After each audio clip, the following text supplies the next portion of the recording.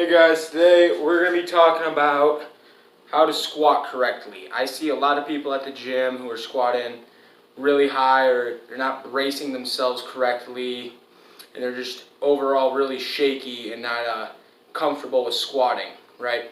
So that's what we're going to be going over today, how to hit depth, the proper setup, the cues, and things to remember while squatting to have a better full range of motion and to get a lot stronger.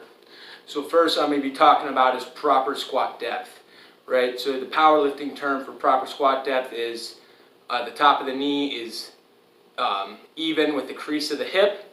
At powerlifting meets, they want you to go just below it, right? So for a gym squat, at parallel is fine. At powerlifting meets, it's just below. So, for example, that is parallel, right? That is a little bit below parallel. That's where I like about to get. Right there, feel a better stretch in my hamstrings, and I feel a lot stronger in that position. So that's how I'm going to be squatting today. And you see other people get a lot deeper than that. It really depends on the person, but you don't want to be right at parallel, in my opinion at least, and you don't want to be ass to grass where your butt is touching your calves, unless you're doing Olympic weightlifting, which is different. I don't know much about that, but I know they get a lot deeper so that way they can catch the bar. So now time for the cues to remember while squatting, right? So when I'm at the gym, there'll be people, they'll have a big weight on their back and they'll exhale at the bottom and they lose all that tightness, and then their back starts to round and they drop the bar, right? So here's how you should brace. When wearing a belt or without a belt, you want it tight enough so that way, so like right now, it's braced. You don't want it so tight that it pushes it in, but not so loose where there's like no pressing of the belt and the belly, right? So when you squat, I do a low bar squat. Get underneath the bar. Some people put one foot behind the other to so that way they don't fall backwards. I noticed that builds irregular calves, so I've been working on just having my feet straight, and I feel like you can press more weight like this because you're using both your calves. So press the weight out. Now another step is a lot of people take small steps like this, or they're rocking back and forth. That is bad, because if you got a lot of weight on the bar and you do this, that's going to take a lot of core strength to bring it back in, right? So it's 3 steps. First step, the second step is in front of the third step, or sorry, in front of the first step, and then the third step is even with the second step. Now you're at this position, right? I'm not going to wear a belt for this because my back is sweaty. But this is the point where you want to take in a nice deep breath, brace the core right into the belly, really try to blow up your diaphragm. Now it's time to squat, right? So you want to go down nice and controlled and explode out of the hole. So it should look like this.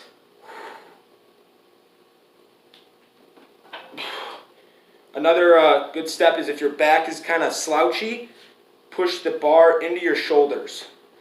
This will tighten up the bar. A friend of mine told me this and it's been working pretty well. So I'm going to do another rep.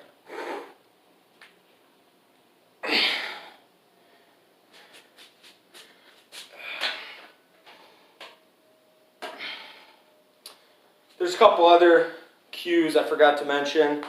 I like to squat wide. It takes a little bit of pressure off my knee because I did have knee surgery. But if you're having trouble hitting depth, here's this part of the video now. So if you have a really narrow stance, most people keep their feet kind of forward, maybe slightly out. But if you have a wider stance like I do, I like to have my feet really wide so that way I can push my knees out, which allows for my big body to get below my knees.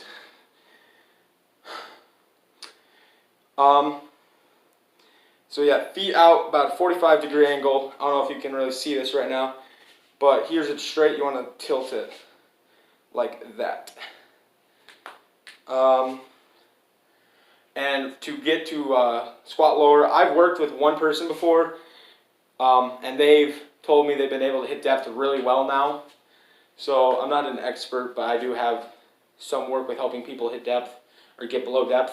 So what's worked for them was I showed them the pause squat, and when they were doing it, I counted out loud, so they focused on getting low, right? So they weren't like super high, like this high when they were squatting, but it was probably like they were getting like about there, and they were going back up, right? So I told them the pause squat.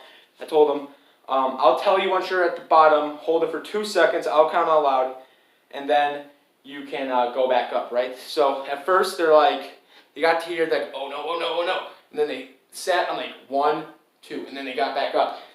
We did that for like, I think 5 reps, and at the end of the squat session, they learned proper depth, and now he's telling me his squat's better. Everything he's doing is just feeling like he's getting stronger and not just wasting his time in the gym. So that's what I'm talking about, the full range of motion, right? You know, it's important to have a full range of motion. Just this cycle, I was, there's videos of me squatting where I was just at parallel, maybe slightly above parallel, and I wasn't getting that good, I felt like my legs weren't getting that much stronger, right? You know, the only reason I was getting stronger was because I'm just getting older, and you know, I'm a teenager, so I build muscle quickly. But now I've been squatting lower, and then like my doctor said, because of the knee surgery, I'm not supposed to be getting ass to grass. I really shouldn't be breaking parallel. I've been going just below parallel, and I've been kind of like watching my body. You know, like if I get too deep, you know, my knee hurts. But if you just like follow your body, it should be okay with how low you're squatting. Like for me, the past cycle I've been getting probably about that low, and that feels really good. I'm feeling a better stretch of my hamstring and glutes, and I feel like I'm getting a lot stronger. So that's it for today's video on how to squat correctly. I'll keep you updated on my progress and how it's been doing for me. So that'll be it for today, guys. Bye.